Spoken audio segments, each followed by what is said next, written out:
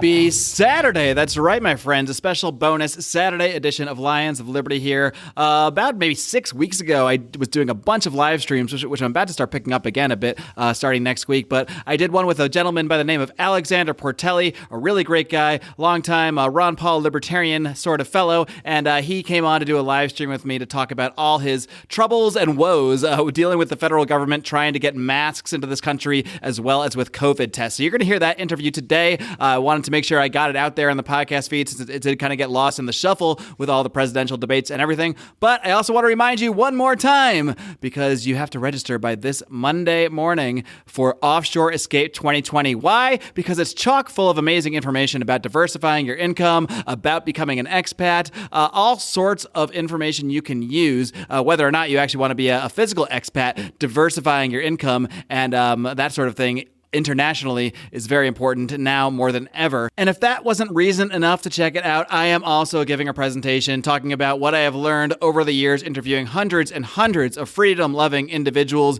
My talk will air on June 4th at around 11 a.m. Eastern, I do believe. But you need to register by Monday. So you got to head over to lionsofliberty.com escape for your free, that's right, absolutely free ticket to Offshore Escape 2020. Get it now at lionsofliberty.com/escape. Welcome to the Lions of Liberty podcast. Here's your host, your guide, your shining beacon of liberty, Marc Claire.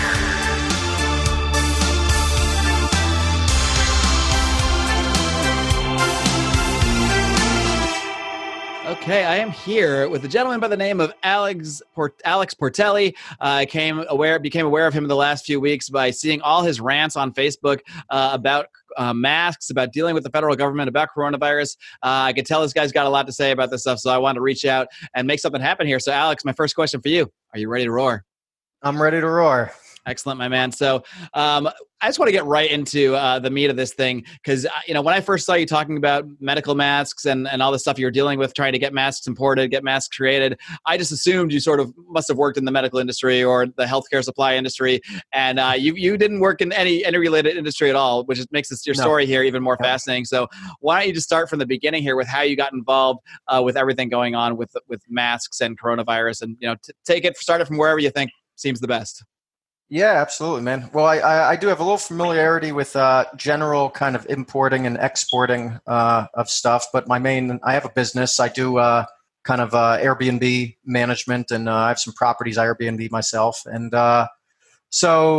which is a great business unless there's a pandemic. So that kind of totally died, and so I've had nothing to do. And then I got sick at the beginning of the month of March, and wasn't sure if it was coronavirus or what it was, but I was sick, and so I'm like, okay, well, let me call, my healthcare provider.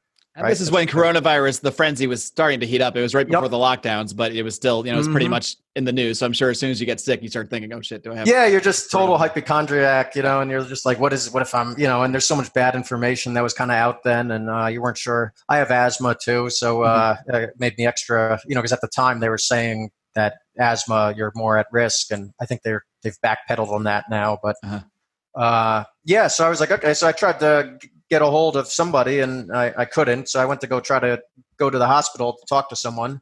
And they're like, oh, well, your fever isn't high enough. Have you been to China or Italy? And I said, well, no. I'm like, does that matter anymore? And they're like, well, if you haven't, you don't have coronavirus. I'm like, they said that with confidence, not just we're not sure. They said that with confidence. Yeah, and then they kind of joked about it. They wouldn't even let me in through the doors. Anyone who's kind of been to the hospital. If they knew you didn't have it, you think you'd right in there, right? Yeah. So, and then, they're even kind of joking about it. Like the two front area people are like, yeah, what is it, like 30 people in the state have had it. Ha ha ha. So, I was like, okay, well, these guys aren't helpful. So they did say, oh, well, wear a mask and just stay home. So it's okay. Well, I can't buy a mask. There's none in the stores. I can't get tested. Let me see if I can, find something, a solution here. I'm a pretty, ingenuitive guy. Right. So, kind of hopped online, and I went where you would buy anything bulk, and this is before everyone else was doing it. went to Alibaba of all places, and I found masks. I said, okay, well, look, they have masks, they have test kits. Why don't we have these here? This doesn't make sense. Let me order some. I ordered a nice little amount. It came quick. It was here in about 7 days. I had a coronavirus test kit, which you're kind of seeing pop around. This isn't the exact. I'm kind of holding it up. This isn't the exact brand that I had then, but this is one. And then I had masks come, the KN95s, which you hear in the news a lot. Those and the N95s. That was probably like March 15th or so. And then, so you just dove right into action once you realized that the response from even medical institutions or government or whoever was so poor that you may as well and it try was to the VA, get prepared. Which the VA being, it's the government hospitals there is just absolutely atrocious. Gotcha. So yeah, man, and then tests were cheap. The tests. I mean, this is what they've used in Asia. Taiwan, Singapore, South Korea, China. They do kind of antibody rapid tests. And everybody wears masks. They make masks, and people. It's part of the culture. A lot of those countries, Taiwan, for example, is right next to China. They never shut down anything. They just said wear masks. Businesses said that to come into a business, you have to wear a mask, and that was it, and they're fine. They have. And was that even a government mandate there in Taiwan, or did they just say I don't you even should wear think it was masks? I don't even think it was a mandate per se, but it's just everybody that I know that a lot of businesses there said are saying that you have to have them, but everybody wears masks, and they don't have the kind of pandemic issue that we have, and they never had to close anything. So why do you think for so much time the CDC was saying, "Oh, don't wear masks. You don't want to wear masks. Masks aren't going to help." And now, of course, weeks later, they're saying the exact opposite. Now, here in LA, we're required to wear a mask. So yes. how does something so basic that it seems so obvious, even just as someone who doesn't really have extensive medical knowledge, if you have some kind of covering over your face, it's going to decrease something. Now, depending on the type of mask, it might be a different amount of protection, but that's obviously going to protect you more than nothing. So how does this happen?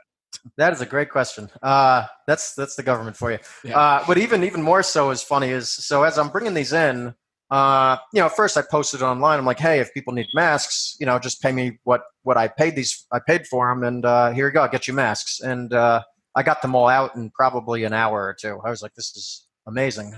So I ordered more. I said, let me see if I can bring more in. And slowly, I kind of steadily started. Before you know it, I'm kind of importing thousands of masks. About this time, suddenly, for whatever reason, the FDA decided that they don't want to allow KN95s in.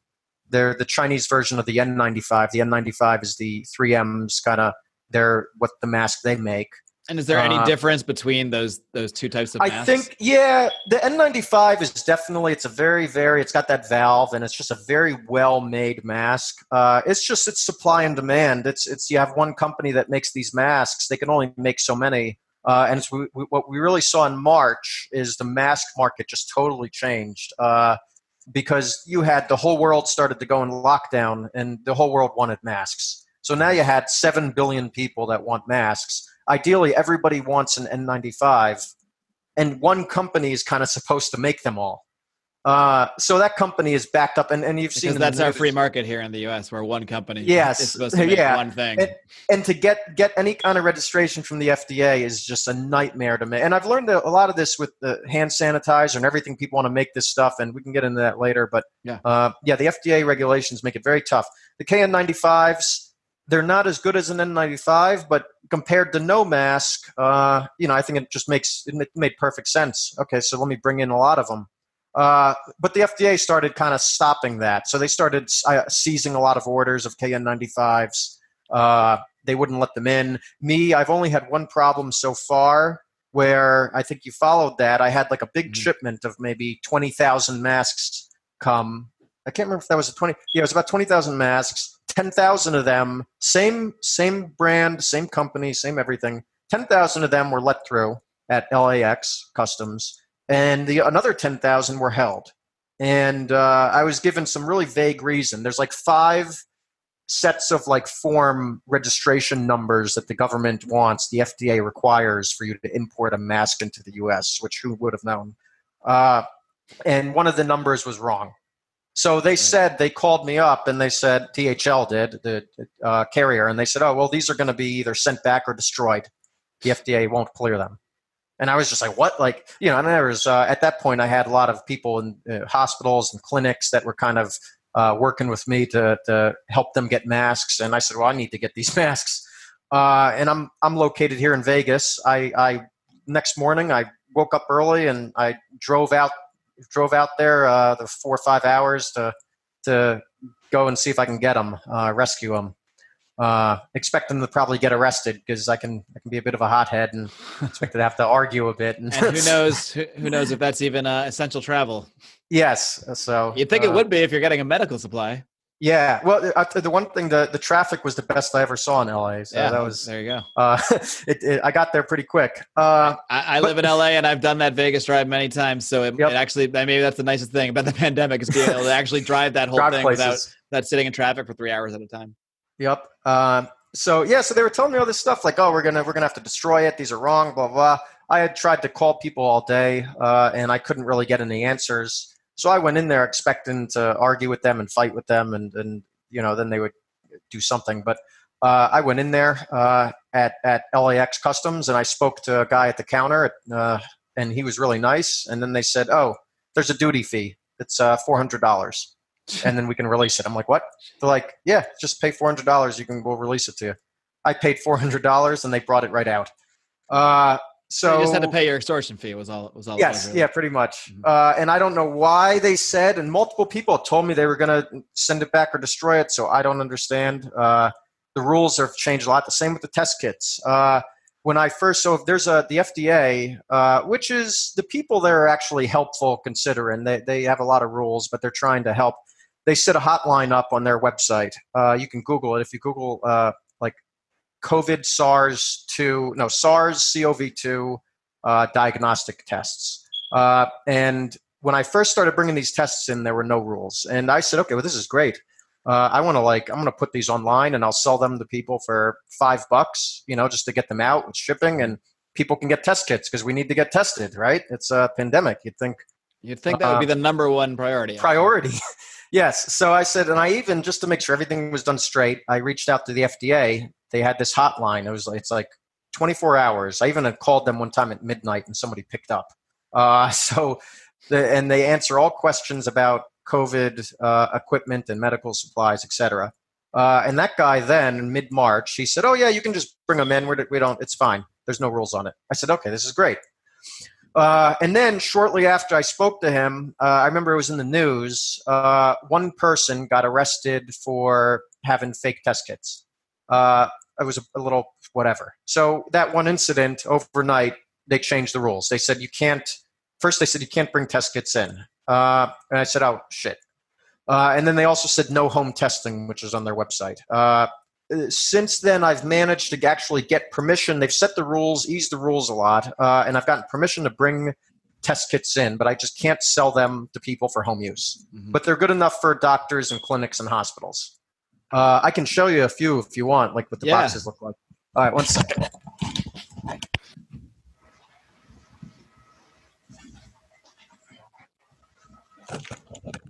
Sorry, I should have had those ready here. All good. So this is this is one brand called Relay. And this is a Chinese company. China had, since they've had the pandemic a lot longer than, I'll hold it up close to, had the pandemic a lot longer than we have. They've had a lot of time to develop a lot of different antibodies. They got that cute little coronavirus. There. And it takes 10 minutes. It looks so adorable when it's in cartoon form for some reason. Right. And you hear a lot about these in the news, and there's a lot of skepticism about them. But I mean, they work. They're really good. They're not totally accurate, and they measure. This is another brand. There's a lot of brands of pharmaceutical companies making them. And do you know, are they always able to test? Obviously, nothing always works every time, but are they really testing for specifically this, COVID-19, SARS-CoV-2? Yep, they test for antibodies of COVID-19.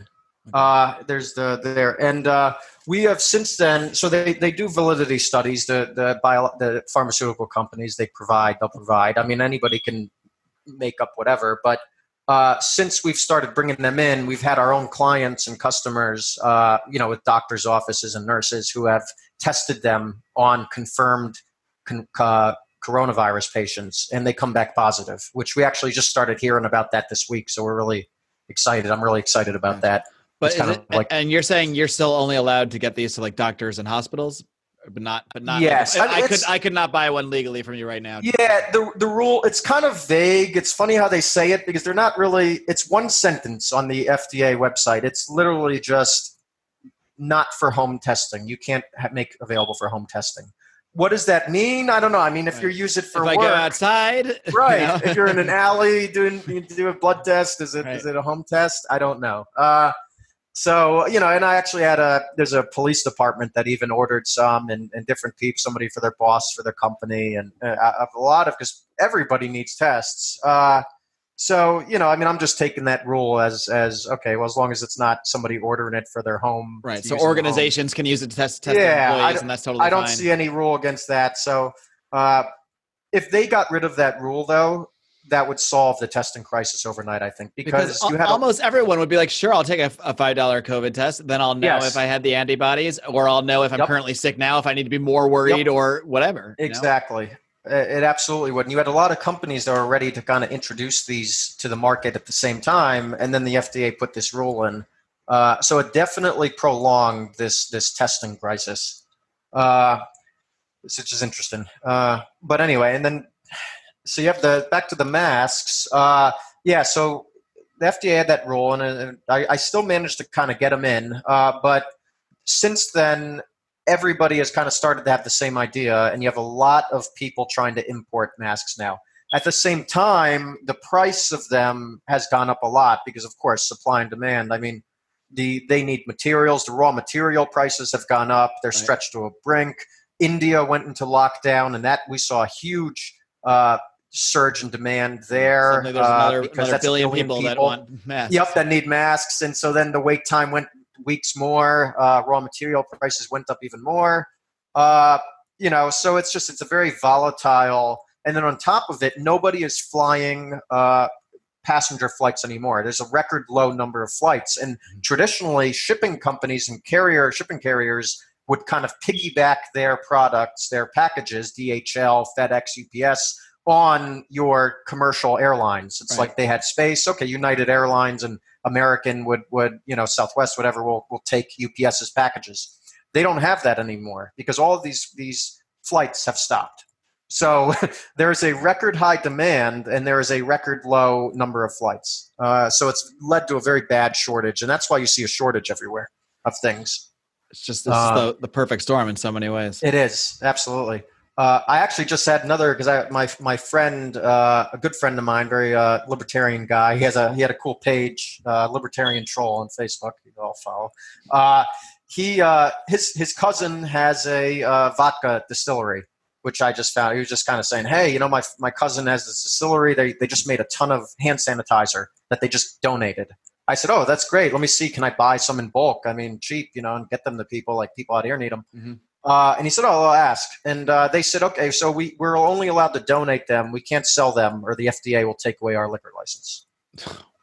That makes sense. And they can make endless amounts if they wanted to. First of all, the FDA can take away liquor licenses? I didn't even know that was something that was possible. Yeah, or some shit. So that's what they said. So in the FDA, it's just amazing. The FDA has it's like the rules that they've set for all these like medical and health things. It's really, really stringent. So they've definitely all these things. That's why they're all made in China. It's mm-hmm. like you try to make this stuff and they're going to shut you down. Even masks. Some of these masks are really cheap to make, but you need licenses. You need the registration process with the FDA is months and months and months. And the big companies might have the money to get them. But it's otherwise it's a really long process. And did I see that you were looking into manufacturing masks or were manufacturing masks? So I had another idea, because obviously I was starting to realize that the supply line, people need masks fast, and the supply line from Asia it's just not stable. And it's going to get more expensive. So I reached out to a friend of mine. I've done a lot of traveling. I have a lot of friends all over in weird places. And I reached out to a friend of mine in Costa Rica who has a garment business, of all things, ironically. And we kind of got together and said, well, look, you got the machinery. Why don't we make face masks? And we can make them cheap, and we can get them to people cheap and bring them up here fast. They get here from Costa Rica in a day or two. So we started doing that, and that's actually been a really big success until this week when the Costa Rican government said that they're going to ban the export of face masks specifically. So, so that's a hiccup that we've been dealing with all week, especially since we had 20. I have to assume that their logic, if you can call it that, is probably some misguided thought of if we allow masks to be exported, there's going to be less for our native population, which is, of course, ridiculous and makes no economic sense. When in reality, if they allowed the masks to be exported, if anything, you would see more money flooding in, allowing more masks to be made at cheaper costs and more people to get them. But yeah, absolutely. It really put a damper in our entire operation. Actually, that's funny. My partner and the guy, like the foreman guy and everything making the masks, they were just excited to be able to put people to work in Costa Rica. Right, yeah. Costa Rica is they're going through a recession now before this, and now they're in total lockdown. So they just felt good that they're putting these people to work that would be like starving otherwise, and then we're able to. It's just everyone's getting masks, and then now the whole operation has shut down. So we're going through some paperwork. We're very confident that we're actually getting good news that we might be able to get some kind of export license to circumvent that, and we're hoping that that'll happen. But that's this entire medical shortage is just kind of one bureaucratic problem after another. Like it's just made it very complicated for sure. I mean, I think what's most fascinating about your whole journey here is that you had no experience with any of this stuff prior to this, and you're kind of learning it firsthand as if you were someone who was just trying to get into this business when you're really just trying to respond to everything that's happening around you here. Yeah, absolutely, dude. It's not something. And then people once that I've been able to get it for people, I just feel bad too when you've got nurses and people even I know personally who work in hospitals, and they're saying, look, I've got to use the same mask for 5 days, because we don't have a choice. And it is very, it's stressful to know that that's going on. And if I can make a way to kind of solve that, I'm going to try. Now, I don't know if you can fully answer this because maybe those kits aren't quote unquote for home use, but were you able to ever confirm with through any method of any kind whether you actually had coronavirus? No, yeah. So I used them, and I used them when I first got them, and it came back negative. And I still, it's like any antibody test. It only tests for antibodies. So if you don't have antibodies yet, it doesn't mean it's fake. But if it says it's negative, it just means you don't have them. You haven't developed them. So I kind of acted. Because it's so close to you could have had it, and your body's never developed the antibodies potentially. Yeah, and I'm confident now that maybe I didn't have it. But it's with this virus. I guess you don't know. I mean, it's so strange. It seems like I don't know personally. Even my opinions, I don't know if everybody has it, and it's just everybody's already asymptomatic, or if not. But now I'm pretty sure, since we've got some confirmations from hospitals that our tests work, I'm pretty sure that I didn't have it. Luckily. I mean, that's the biggest thing about all this to me. It's just so hard what to believe because information comes from all sorts of different places. You don't know what is slanted for one reason. I mean, there's days when I think, man, they just must be blowing this way out of proportion. Yes. And there's other days I see other things and I'm like, maybe they're blowing it way under proportion and not telling us how bad it really is. Like it's really hard to know how to sort through all the facts and what is fact and what's being motivated. And I mean, there are so many centers of power, especially when it comes to government and everything's getting filtered through that are protecting their own interests. So you don't know, you really have no way, hardly any way to really know exactly what the truth about this virus is. And the truth is probably even a lot of people with good intentions don't really know. They're just taking a lot of educated guesses. Wouldn't you say? Yep. Yeah, absolutely. For sure, man. It's, but at least, these tools, one, we know masks probably help in some way. Not even probably. I think it's safe to assume masks are going to help no matter what. And, 2, having test kits everywhere will at least give people peace of mind. And that's definitely a very valuable weapon in knowing, at least getting some peace of mind if you're sick or not. And that's kind of the best we can do. And yeah, I don't really trust much. What everybody seems to be well intended, like you said, or for most people, at least the regular workers. But sorry about that. But that's actually my friend from my partner in Costa Rica. Probably about to update. Man, we should loop it right into the Zoom chat. Get a live update. Yeah, it's like, hey, we got the approval. Yeah. Oh, and then another funny thing. It's like 2 weeks ago, it was very tough getting these masks into the U.S., but it was easy to get them out of these other countries. And the FDA and customs, all of them, they just make it very difficult. They just want to bust your chops, and they're just looking for reasons to just, I don't know what. Now it's the opposite. Now they're very, very, yeah, come on in. We don't care. We don't care if their paperwork is right or wrong. We know we need masks. Let them in. Right. But these other countries now, it's the opposite. So China, for example, where ironically China makes most of the world's supply of masks, they've made their rules very hard now. They've kind of, because they see the world as kind of reacting to their handling of the situation, and so this is kind of I personally think it's a quid pro quo or something, or where they're kind of like, okay, well, you're going to give us a hard time. We're going to, slow down supplies exporting. So, for example, usually a big problem was you would have face masks and they're in queue and they're waiting in queue. But once they get like their turn to be exported, it goes quick. They get export scanned and they're put on a plane and sent to the U.S. Right. Now, once they kind of get out of queue and get to be processed for export, they're taking 5 or 10 days because the Chinese authorities are checking them 5 or 10 times and just, being really big sticklers about paperwork of the suppliers and manufacturers just to kind of do it. So it's caused even a worse logjam. And they say they're doing it for quality control, but it seems more like, it doesn't really seem like it's really quality control. It's such a mess, man. Such a mess. Yeah, man. I'm curious. Crazy. You're out there in Vegas, just to kind of pivot a little bit in the same region of the topic, though. What is it Vegas like on a lockdown? Like I've only been to Vegas, obviously, as a tourist, and I know what the Strip is normally like, and I can't imagine what it must feel like now, of all places, to be locked down and have hardly any human activity. But what's that been like from your perspective?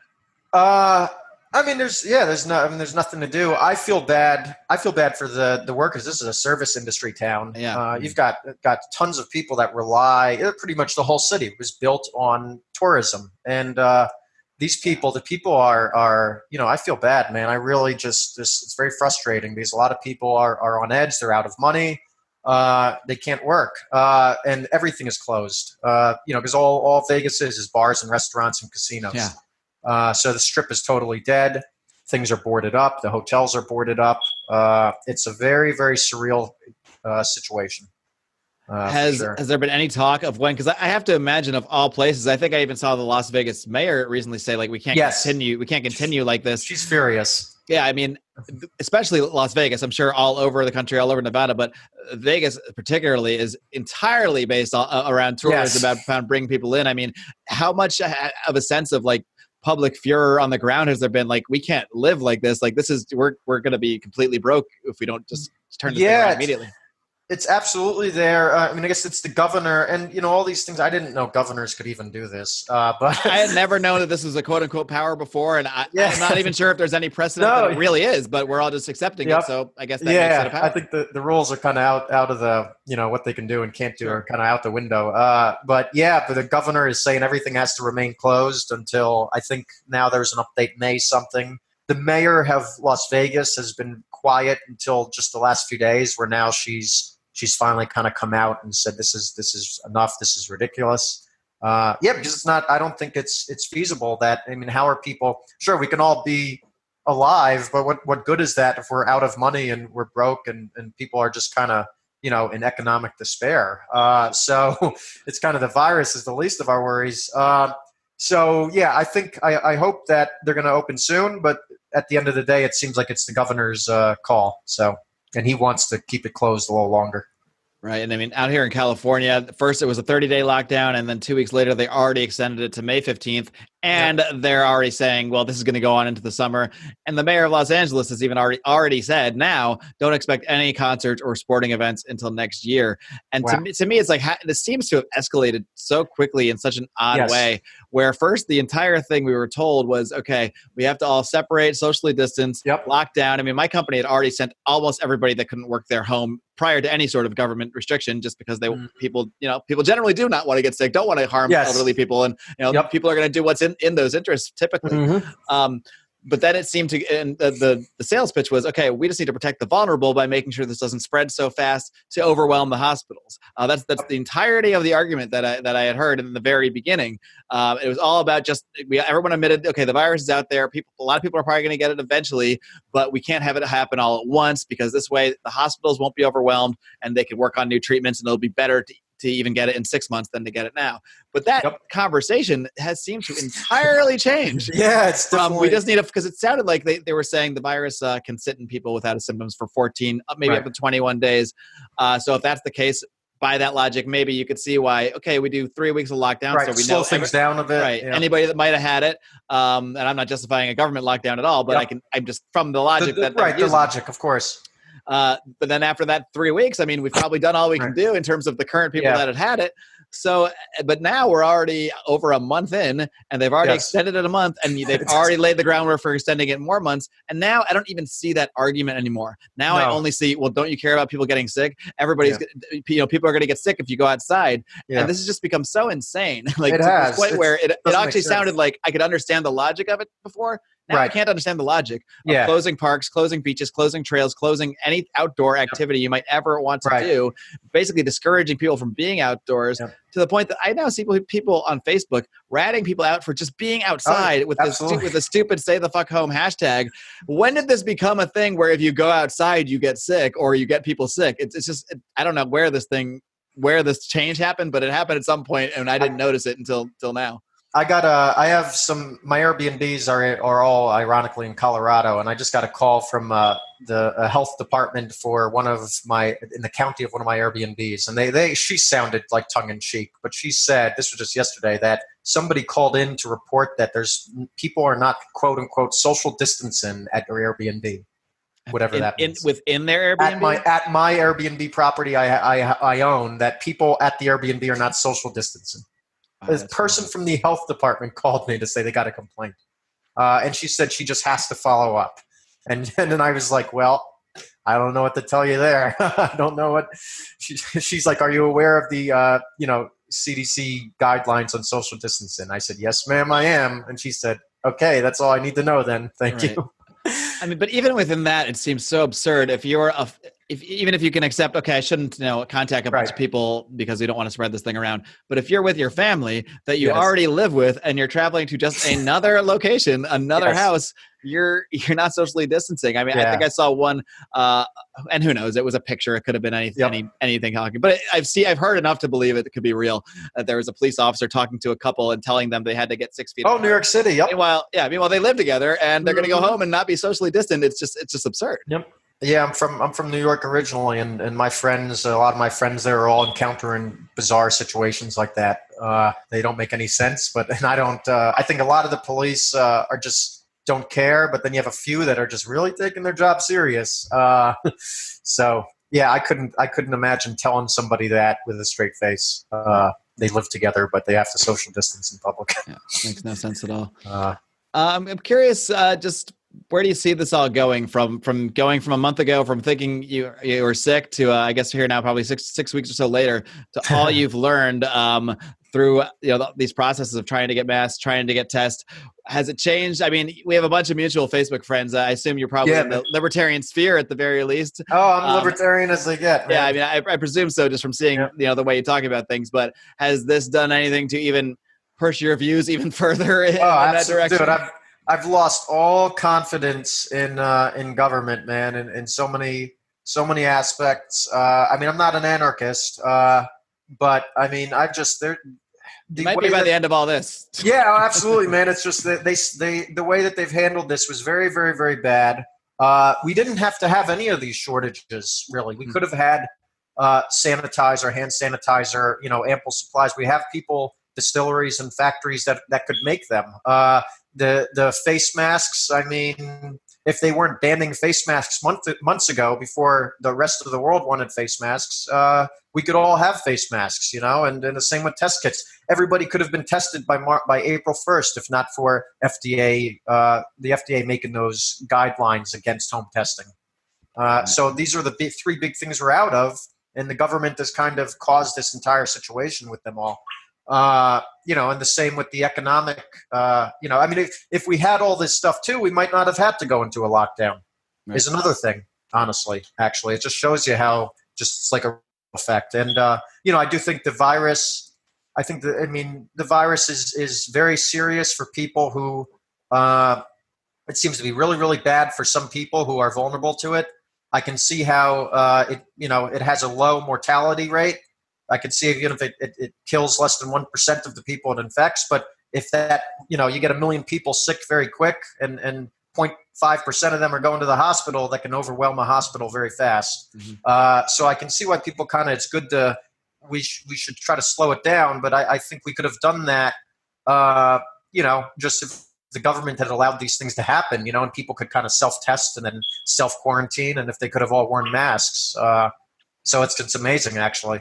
If you just took away everything the government does to prevent it, to take away faulty information, like when they put out bad advice, because so many people are trained to listen to the government, they hear they hear don't wear a mask, and then they'll yell at you for wearing a mask. Those same people will yell at you for not wearing a mask in 2 weeks when the government changes their mind. Or they tell you that, you can't have it because you don't have a fever. When by March, I think we were pretty sure that you didn't need to have a fever to have the virus. Right. And even if you didn't have the virus, half the point of the mask is to not get it. So that logic still doesn't add up. Absolutely. It's totally, and they definitely should have given people better information in the beginning, I think, and they're going to the hospitals, but the hospitals were all getting that same kind of, the walk-in orders, that this is what you have to tell people. And so you really got a lot of bad information around. And do those orders come from the government policies? They must have been, because I went to 3 different hospitals because I was very frustrated, and it was the same. It was almost just the word for word, the same kind of thing that they were saying. So I imagine they were just all going by CDC guidelines, something that they must have told people. This is what you tell people if they think they have it. Right. So yeah, definitely interesting. It's a one way to learn. It's one thing to learn about libertarian theory and philosophy, and another thing to just dive right into it and see it right in front of you every step of the way.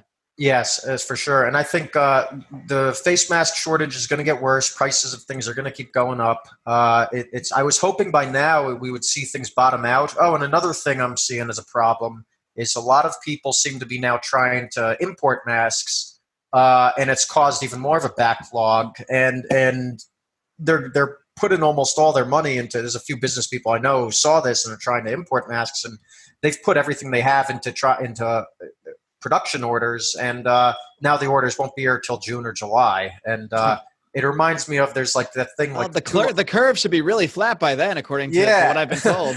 So it's it's a totally, and they're overpaying very high prices for it, and it reminds me of like tulip mania almost. Right, yeah. Everybody is trying to get into the mask thing. It's like the tulip bulbs. And then eventually one day this is going to, I think maybe by June or July, it's going to be a total surplus of masks, which is great. We need masks, but the people who paid a lot of money for them are just going to be stuck with masks they can't sell. And I don't know what's going to happen for those people. But it's definitely very, very interesting. For sure. Weird and wild stuff dealing with the government, man. Well, Alex, I really appreciate you hopping on with me here and talking about this stuff. I've been just hopping on these live streams, mostly with people I've already known from the podcasting community. But once I saw everything you're talking about, I had to reach out and hear everything you've been through. So really appreciate you coming on and talking to us about this stuff. Before I let you go, why don't you just let anybody know out there how they can maybe reach out to you if they're looking for masks or looking for help getting tests or anything like that. Of course, not for home use, but yep, not for home use. Make sure you do it outside. Just walk outside at least. Come on. But not too far outside, because then you might get people sick. So well, you got to be careful. They might report you. Don't go to the park, whatever you do. Yeah. So just find me on Facebook, Alexander Portelli. It's right now. I mean, it's such shortages and backlogs of stuff. But maybe if I can help people with advice in some way, or try to steer them in the right direction for something, or any way I can help, I'll try. Definitely feel free to, man. I'm trying trying to help people get through this very insane situation that we're in. So, Cool, man. Thanks, Alex. I really appreciate it. Keep up the great work, man. Keep on roaring, and we'll be in touch. Maybe once Vegas is back to life, I'll hit you up next time I'm out there. Yeah, absolutely, man. We'll hit it. We'll go out there. All right. Thanks a lot, brother. Take care. Take care. All right, kitty cats, I hope you enjoyed this little special bonus edition. I wanted to make sure this puppy got aired after Alex took the time out of his day to do that Facebook live stream with us. So I know this thing is chock full of information about how the government intervenes, not just hypothetically or theoretically, but literally in one person's quest to provide people with masks, which they're still deciding whether we're supposed to wear masks or not. Seems to change every week now. But thank you to Alex for coming on the show. And if you enjoy what we do here, if you like to support what we're doing, if you like this extra content you're getting in these lockdown months, please do consider supporting us on Patreon at patreon.com/Lions of Liberty. And once again, I'm not going to shut up till it's over because I have to self-promote, because I put a lot of time and effort into this presentation that I'll be giving at Offshore Escape 2020. So I want you guys to see it. It doesn't cost you a dime to head over to lionsofliberty.com/escape and get your free ticket today. That's all I ask of you, besides to stay tuned. Next week on Monday, I will be speaking with a couple guys from an amazing company called Student Loan Tutor, who are helping people navigate the student loan system and end the student loan crisis without calling for a bailout. What a novel concept.